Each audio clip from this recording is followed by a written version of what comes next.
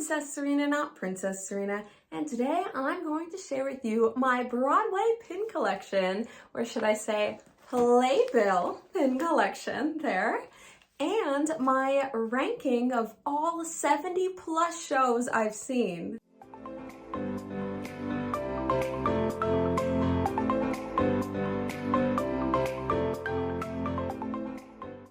So I've seen 13 Broadway plays. I do save the playbills for those. And then of course, some off-Broadway, some local productions in Toronto. That makes it sound so small scale. It is not. So I'm a Mirvish subscriber. There are 4 theaters. There's even like off Mirvish, like it's like off-Broadway in a sense. Like, and there's gems with that as well. Just like off-Broadway does not make it lesser than. Like, we have 30 plus shows a year, and they're not all touring companies, by the way. Like, there is, especially the smaller one, there's a lot of like Canadian casts, but also with the bigger productions, like Six was here for 9 months last year. Not to mention, like, some of our casts go directly to Broadway from here. So Anne Juliet and Come From Away, our cast was the original Broadway cast.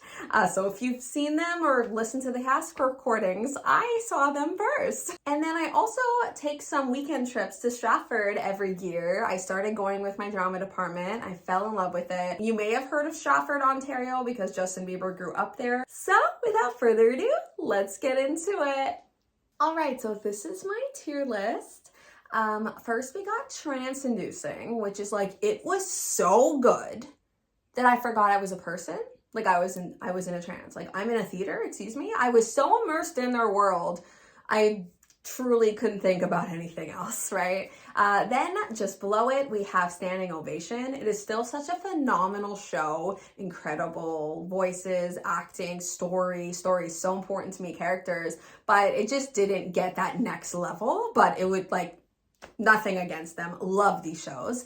Then we have Charming, which probably has the most entries in it because it kind of is in the middle. Charming is not average. On the contrary, it is absolutely above average. I very rarely walk out of the theater and I'm like, that was average or that was bad. Like, I usually attach to something from the show. Then we're getting into the ones that aren't my favorite. It Exists. It's neither here or there. It's kind of like, there are some moments I liked, but overall didn't love it, but I wasn't bored.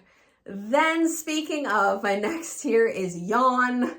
Self-explanatory. I was bored for most of it and I wanted it to end. Luckily, not so many in that tier. And then finally, Cats. Cats gets its own tier because I cannot truthfully put it in Yawn. Because it's not boring, I'll give it that. It was a train wreck on fire. What was happening? I don't know. Anyways, we'll get to Cats when we get to Cats. But yeah, that's my ranking. And then I will show you any official Broadway pins or fan-made pins inspired by the shows that I couldn't find pins for or they don't exist of. As I get to those shows. So let's start. It's just going to be random. I am going to skip over the more obscure shows that you probably never heard of to the end, just so you could really see my Broadway level ranking of these shows that have been on Broadway, even if I haven't seen the Broadway version for most of them. If you see me looking down, I just don't remember the exact order I ranked these shows in. Okay, so Some Like It Hot. Easy standing ovation for me. It was so phenomenal. It was so funny, and it's actually coming to Toronto. I saw it on Broadway. Hadestown. I know a lot of people like this. I still like it, but I didn't love it. I put it under Charming, but it was maybe too simple for me. I don't know. Funny Girl. Easiest trancing inducing one. Oh. I saw it with Julie, actually, not with Leah Michelle. She embodied the role. Like, I'm sure Leah did great as well, but I just can't imagine someone else playing her. So Six, I put under Standing Ovation after seeing it a second time. I saw it on Broadway first, and then I liked it better in Canada. So much so I saw it 3 times. It is more like a concert. I feel like that's why I was able to do that. And another Standing Ovation is Moulin Rouge. I saw that on Broadway as well. I actually saw JoJo, not Siwa. She was really good. Then we got Mary Poppins, one of my first plays I've ever saw. I saw it back in 2012.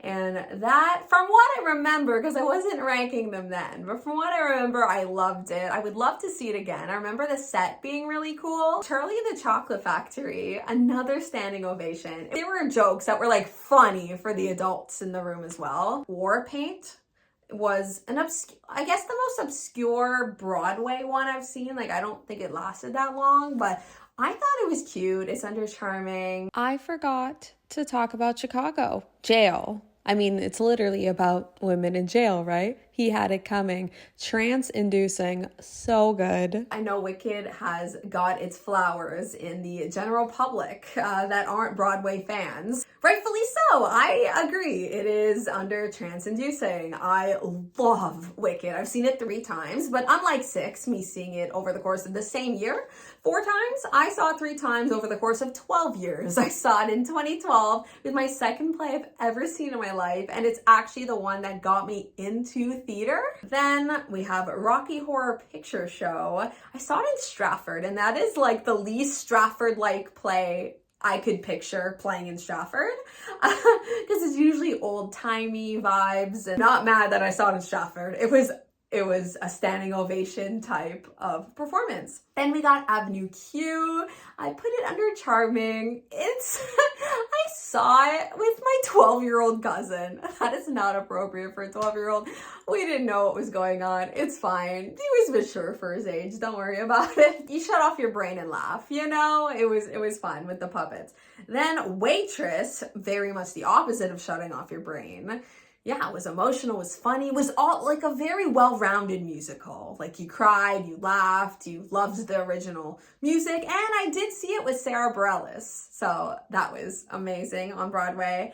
Then The Music Man, the first It Exists entry in this video, womp womp. Then A Little Night Music. I remember the first half being really slow, but then it really picked up in the second half, and it was great.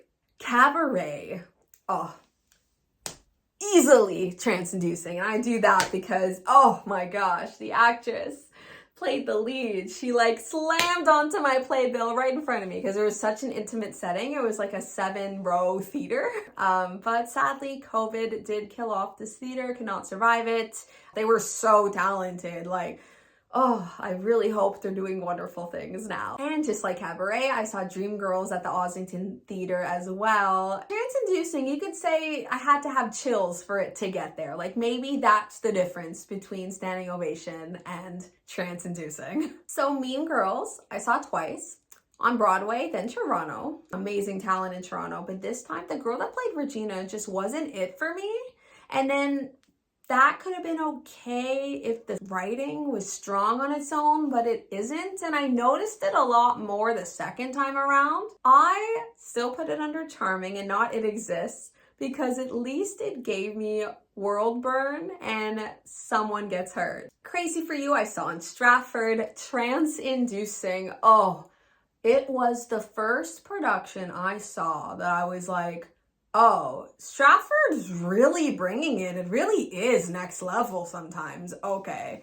Like the dancing, the set, the songs. And it's cool because the stage is kind of like a semicircle and the audience, like the seats are all like around the stage. It's really great for the choreography heavy shows because you really get to be immersed in it. 9 to 5 was the other show I saw in the Ossington Theater, and I put it in standing ovation, and I loved the show. Like, it was such a chaotic plot, but I love those. I love those. The Lorax was charming. Then Fiddler on the Roof, easy standing ovation. It was my first ever Stratford play. A Band's Visit. It won like so many Tonys, and that's why we picked it to go to New York that year. Like, oh, it won a bunch of awards, so it's an easy pick. No, don't ever go by that. I found it just like plainly average, and it wasn't that interesting. I put it under It Exists. That was my biggest like underwhelming theater experience because I expected so much, and then from then on, like, I never went in with expectations. Dear Evan Hansen, Another one that got so much praise, but then when the movie came out, it all went away. But I saw it before the movie came out. I saw it in Toronto, and they painted the theater blue, like on the outside, for the entire summer. I didn't love it. Dare I say, it exists. The second half is a lot stronger than the first. I remember the scene with the mom towards the end really got me, but like other than that, I feel like it was very surface level. Didn't really explore the topic at hand as much as it could have. There's another play that explores mental health that I love so much better. We'll get there. The Shark is Broken. It exists, though it exists on a little higher scale than the Band's Visit, but I'm not gonna rank them within the categories. It's an interesting concept though. The son of the actor from the movie Jaws plays him, and it's about the behind the scenes of the movie and how the shark was broken, hence the title. Rock of Ages, I actually saw on a cruise, but I'm gonna count it in this list. So far, the plays that I put under trance-inducing, I feel like people would agree. They're heavy hitters, but this one is kind of my first like, huh? The play that goes wrong. I put here. I just was laughing so much. Like, it's so dumb. Like, again, turn your brain off. I like it when it's done right. It's like, it wasn't too dumb. It wasn't too repetitive. Very slapstick, but like in such a great way.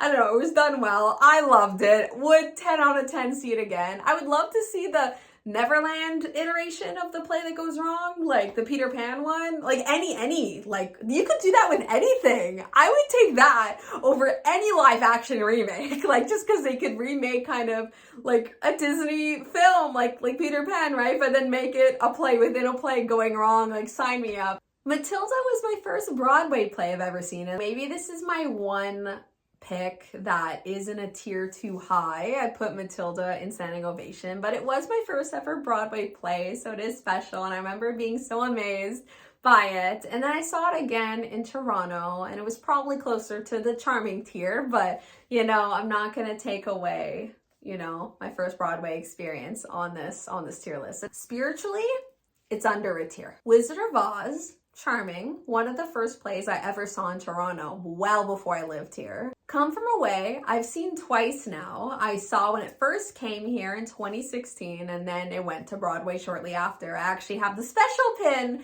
that has the CN Tower. Have fun. And then I saw it this year, and it's like all Canadian, so that's always a bonus. Harry Potter, I think, was here the longest out of any play has ever been in Toronto. I'm pretty sure it was a full year. Harry Potter and the Cursed Child. It was one of the longest plays I've ever seen. It wasn't a musical, but the special effects was the coolest thing I've ever seen in my life. And I've seen a handful of plays, as you're seeing. For the casual Harry Potter fans and the non-Harry Potter fans, I think you'll appreciate it more than like the super fans of Harry Potter, because I'm sure you'll like nitpick things, which is why, honestly, hot take, like a little intermission in this list. Hopefully we're not only halfway, but a hot take though, I would much rather not see the movie before seeing the play. Like even when it's a very well-known movie that I probably should have seen, if I happen to have not seen it, I will not go out of my way to see it before or after the play. Maybe after at some point, but like not right after. I don't want it to like change my perception of the play. I don't want to compare it to its source material, or even the movie if it came out after the play too, right? But yeah, I just feel like I enjoy stories better when I don't know exactly what's gonna happen, or even if I do, because it's such a well-known thing, like I don't know every detail, it's not super fresh on my mind. Anyways, back to your regularly scheduled tier list. Oh, I couldn't have taken the intermission at a better time. I'm about to crash out talking about the next play. Cats. So of course it goes under Cats. And by the way, I am not opposed to adding another play in there one day. If I see a play that is such a train wreck that you can't look away, but not in a positive way.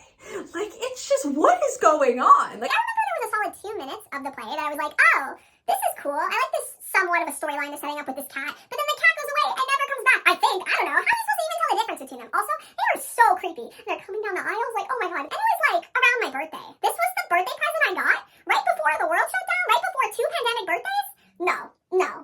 The play should have known. I'm allergic to cats. not over. The only Broadway play that I'll happily talk about cats, is The Lion King. That is the correct answer. So I found that charming. It was my first play I've ever seen. And I'm so happy I saw it again recently because the first production, I saw it in Montreal. I remember this kid had like a Simba like stuffy. It was like, Zapenya. Like I couldn't see anything. End of last year, I finally got to see it again in Toronto. That intro was arguably one of the best intros of a play. Like that, like opening number, like that was so cool. But like, I just can't in my heart make it any higher just because the story isn't super complex or the characters and I live for that stuff. So when I say it's charming, I'm not knocking it. I do really like The Lion King for what it is, but that's just my personal taste. If a show lacks complex story or character dynamics, it needs to make up for it with its humor, hence why The Play That Goes Wrong is so high on my list. Guys and Dolls, I saw in Stratford, no notes. So Annie, unfortunately, I do have notes because this is the only instance where the acting alone was the reason that it is so low on my tier list. I put it at It Exists because other than Miss Hannigan, I remember, this is 2018, this is not yesterday, like I remember. It breaks my heart putting it here because I do love the movie. Joseph and the Amazing Technicolor Dreamcoat. Okay, so I put it under charming just because the ones that are purely musicals, as in like no dialogue, just singing, I can't put any higher because it's very confusing to follow the plot. Like it was very fun. It was a fun set, talented cast, but like it was just vibes. Anastasia, It Exists. Another Broadway one that disappointed me a little bit. Hamilton. I'm sorry. I put it under charming. I know. I really wanted to love it so much. I saw it 2 days before the world shut down. Then we finally got it again in 2023. I'm not a history buff. Like the rap was cool. Like Kinky Boots, trance-inducing. I saw it with American Idol winner David, not Archuleta, the other one. You know, the main character is not the star of the show. Lola is. Book of Mormon. Easily one of the funniest shows I've ever seen. Trance-inducing. Would love to see it again. It's been a long time. Next to Normal. This is the one I was referring to when I was bashing Dear Evan Hansen.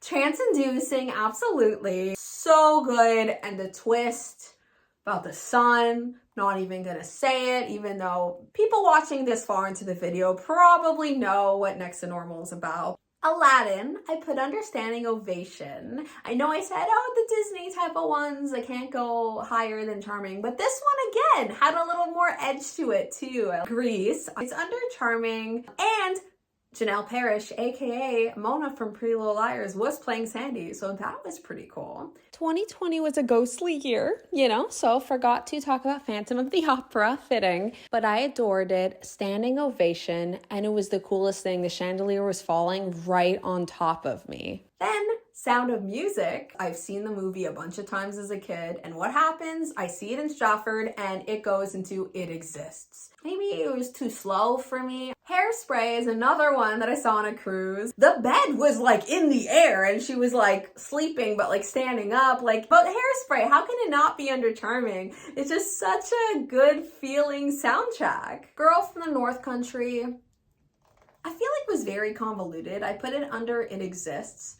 Like, it was trying to be artsy-fartsy, I feel, with the messaging, but it was kind of confusing, but not in a way that it's like, I need to understand it more. I feel like it was just, in its execution, I don't know. It could have been better. I feel like they had a solid idea there. Jesus Christ Superstar. It Exists. It's fully singing, no dialogue. It wasn't as fun as Joseph and the Technicolor Dreamcoat, so had to put it down a notch. It was the first play I saw in between two lockdowns. In 2021, Mirvish opened up for a month. Romeo and Juliet, It Exists. It's hard to follow, but Romeo and Juliet, I know the story more. School of Rock, standing ovation, easily the most talented cast of kids I've ever seen. And they played their own instruments. And the guy that played the Jack Black character looked like Jack Black so much. Like his mannerisms, his look. Rodgers and Hammerstein's Cinderella. It exists. I was underwhelmed a little bit, but still enjoyed it for what it was. It's Cinderella. The best thing to come out of that production is the fan-made pin that I got recently. Motown standing ovation. And this just proves like you don't have to grow up with the music or know the music to like fully be into a play. Like, beautiful. Another similar case, except this one's trance-inducing. The Carole King story was so amazing. And Juliet, on the same topic, is all the music I know. I think there was one song I didn't know or something. Trance-inducing to me. Honestly, most of the songs, aside from maybe 2 or 3 instances, actually fit the story seamlessly. Like, if you didn't know the songs, you would think they were original. And that's how a jukebox musical should be. Shrek the Musical. I got tickets just for shits and giggles, and that's exactly what it was. Charming, it delivered. You know, it could have been an It Exists, but like, it was fun. And there was like 1 or 2 songs that were actually good. I love how I'm like, oh, actually, like, I was expecting nothing. But like, Shrek the Musical was such a meme at that point. Something Rotten, oh, so good. The only Stratford play I've ever seen twice.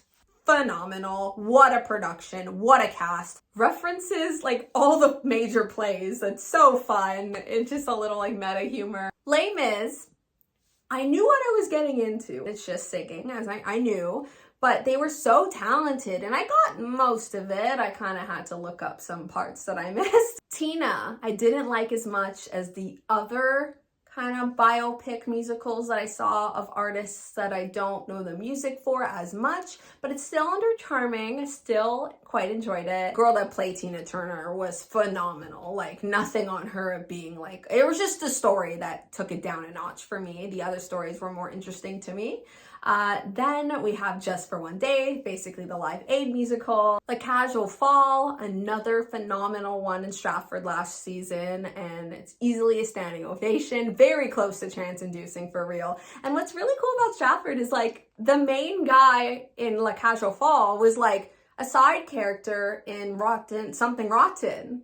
Like, and he plays both of them simultaneously throughout the season. And this completes the trilogy of shows I've seen on a cruise ship, and it's definitely my favorite. Titanic was the last play that I saw last year. Easily the best for last. It was the funniest play I've ever seen in my life, I think. Like, it was amazing. And our girl that played Celine Dion was actually from Quebec, so she really had the accent too. Like, okay, so that is all for all of the more well-known shows. Now we're gonna get into very obscure shows. I have a handful that are lesser known and mostly non-musicals and more intimate settings. You see in my ranking, like, I love a big flashy thing too, but you're gonna see some of the lesser known ones pop up my highest tier as well. So, but not this one. So Pressure is kind of about predicting the weather during the war. It exists. Things I know to be true. Standing Ovation. It's just about like their challenges in their life and their relationships and like the dynamics between the characters. And it's very powerful, very mature. It's very well written. I'm so happy I saw it. The front page, saw it in Stratford. It exists. Butcher, kind of too slow paced for me. It exists. Some of these are so obscure, I had to like make my own art for them. I used Microsoft Word font. Room, which Standing Ovation is based on the movie. It's about a daughter that was kidnapped and raised her child in captivity, and then eventually they leave, and then like learning about, life, her relationship with her parents and how that's kind of weird now. And it's so interesting. So well done. All's Well That Ends Well was the most recent addition to Yawn. It is a Shakespearean play, but if then, easily trance-inducing. One of the most creative stories that I have seen told on a stage. So it's about Elizabeth, but she moves to New York and then makes a seemingly minor decision. Like, either she goes with her friends for that day or she goes with a man she just met, and it changes the whole trajectory of her life. And in one alternate reality, it keeps going back and forth. One she's Liz, one she's Beth, just so you could tell. And you could see how they overlap, and then also how it affects other characters too, like not just the main character. And it's sad, it's funny, it's a musical. The Curious Incident of the Dog in the Nighttime. What a title that I did not even have to glance down to. I read the book in school and it was kind of random that there was a play and that I would get to see it live. I liked it. I saw it on my birthday, actually. The Hypochondriac. I am so sad that I had to like write it and like screenshot something for this. Like, it should be a top tier play for everyone. It is trance-inducing. It is one of the funniest shows I've seen. Definitely the funniest show I've seen in Stratford. And it's not a musical. It's about this man that like doesn't have anything wrong with him, but he's a hypochondriac. He thinks he's dying. And so it takes place in like the 1400s or something. And he like forces his daughter to marry a doctor just so like he can have a free doctor. In Dreams was a very interesting musical. It was about someone that was just diagnosed with cancer, I think. But it was a very positive musical. It was about her like still wanting to celebrate her life and continue to live it. And it was a musical based on an artist. I will insert who. An Ideal Husband, It Exists, another Stratford entry, which I think you can see like there's so many standing ovations that there's not that many charming Stratfords. It's either the top two or the bottom two tiers, I'm telling you. Look at this, another trancing-inducing Stratford entry. Paradise Lost was about Adam and Eve and like the devil persuading them and God, and like these were all characters, and the devil was so sinister. She's such a phenomenal actress. I remember seeing her in other things that I've liked in Stratford as well, because they're all seasoned actors. Like in Stratford, I feel like a lot of them are like on their 30th season. Private Lives was so funny, so good. It was only 4 actors. Usually when there's like not that many actors like in the cast, like I really like those stories. It was about these 2 couples. One person from each couple like had a history with each other, and then, you know, chaos ensues, and it was like the drama. And going back to the other side of Stratford, the School of Scandal, It Exists. 2 Pianos, 4 Hands. It started in the 2000s, and literally in 2022, the 2 main guys came back to reprise their roles, and like it's played all across the country.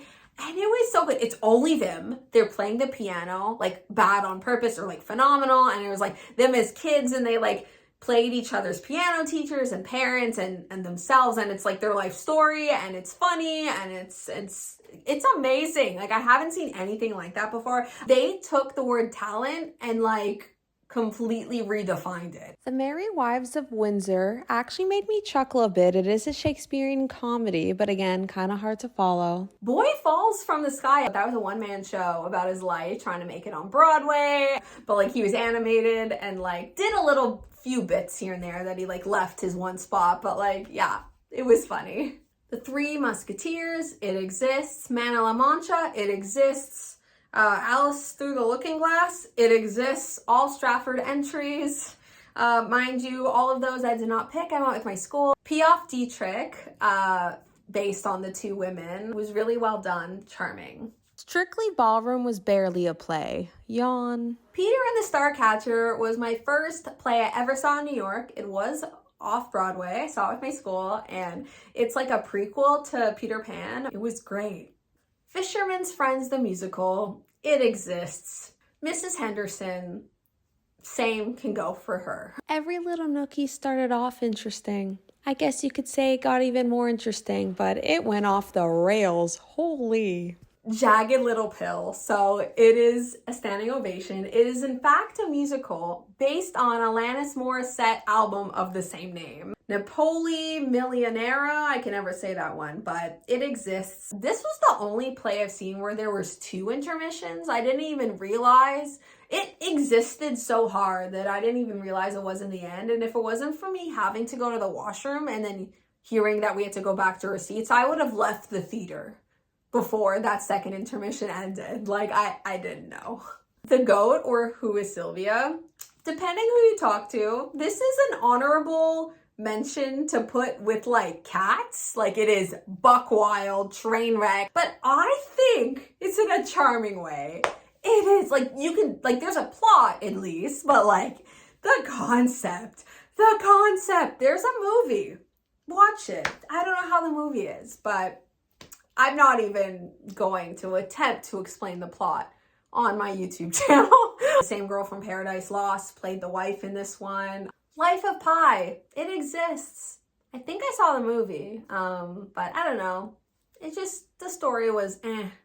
Life After, exactly what it sounds like it's about. It's about a girl's dad that recently died in a car crash, and she's trying to make sense of it, and it's a very small cast. It's a pretty interesting story, really well done. Finally, I saw a play yesterday called Made in Italy, another one-man show. Didn't like it quite as much as the other one-man show, so I put it under charming. It was more like Chicago, you know, by Trina Vega. As in, like, he was everywhere changing different costumes and being different people and very high energy, instead of like more so telling a story. It was like more like, it was still telling a story, but it was like less his life story, and like it was more just like this character actually interacting with himself, like he kept switching between the two. But yeah, that is finally it for my tier list. I hope you enjoyed. Here's a little summary overview of what it looks like. Thanks for watching, for the 3 of you that made it this far. And if you haven't already, please subscribe for more pin-related content from me. Even though I didn't talk about the pins, I did show them. I love my theater pin collection so much, and it fits perfectly on that board. But I would love to know your favorite shows. Whether they're ones I've seen or not. I definitely have quite a bit on the theater agenda for this year. I'm seeing Beetlejuice, I'm seeing Clue next week, I'm seeing Back to the Future, and in Stratford, I'm seeing Sense and Sensibility and Dirty Rotten Scoundrel. And as always, take care of yourselves and have a magical day. Bye.